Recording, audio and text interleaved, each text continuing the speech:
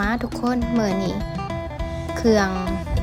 จะไปแกงหน่อไม้เนาะก็จะมีปลาแดกแล้วก็ผักคาเด้อทุกคนแล้วก็แป้งนัวเนาะซื้อมาเพียบพร้อมแต่ว่ามีดอกผักขะแยงนำเนาะทุกคนแล้วก็มีดูกหมูนำเด้อทุกคนกระดูกหมูเนาะแล้วก็จะมีเฮ็ดเกมมาสั่นเฮ็ดเพื่องเฮ็ดเหี่ยโอ้ยหลากหลายเด้อทุกคนหลากหลายแฮงเฮ็ดฮู้หนูเนาะ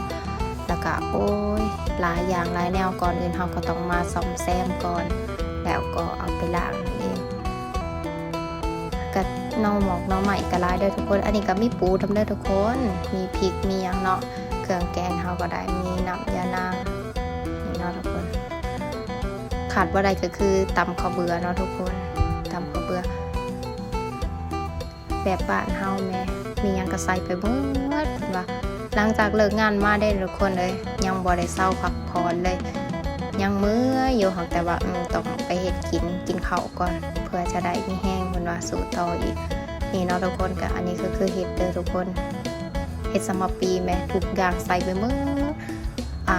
ว่าจะแกงหน่อยๆเดียวแม่สุดท้ายหลายคือเก่าแม่ทุกคน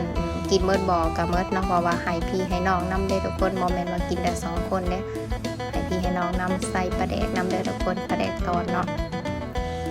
แล้วก็ข้าวเบื่อนี่คือข้าวเบื่อที่เฮาตำเนาะทุกคนแล้วก็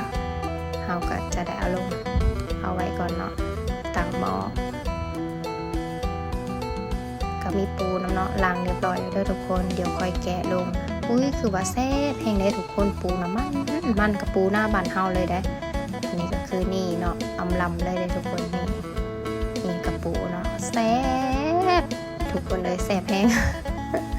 โอ้ยเนาะมาบัดนี้นะขั้นตอนกินเลยเด้อทุกคนบ่ได้มีอีหยังมากมายดอกมีเท่านี้แหละทุกคนแต่ว่าแซ่บบอกได้เลยว่าแซ่บแห้งข่อยก็บ่ได้มีหยังดอกทุกคนอันนี้ก็คือเอาเข้าตุยออมกระปูนะแม่มันกระปูนะแซ่บแห้งได้แบบแซ่บแบบมันหอมๆนะแม่ทุกคนรสชาติแบบปูหน้าแบบบ้านเฮาทุกอย่างเลยแม่บางคนว่าไปเอามาแต่ใส่กระซื้อมาแล้วเนาะทุกคนไปหาบ่ได้ดอกอยู่แถวนี้นะเนาะมีแต่ซื้อนะทุกคนเลยทุกอย่างคือซื้อหมดอันนี้แหละเพิ่นว่าคันบ่มีเงินก็คืออยู่บ่ได้ทุกคนถามว่าท้อบ่ก็ท้ออยู่ท้อทุกอย่างแต่ว่าสู้บ่ถอยนะแม่ทุกคนมาทุกคนมากินข้าวกินน้ำกันเนาะเติมพลัง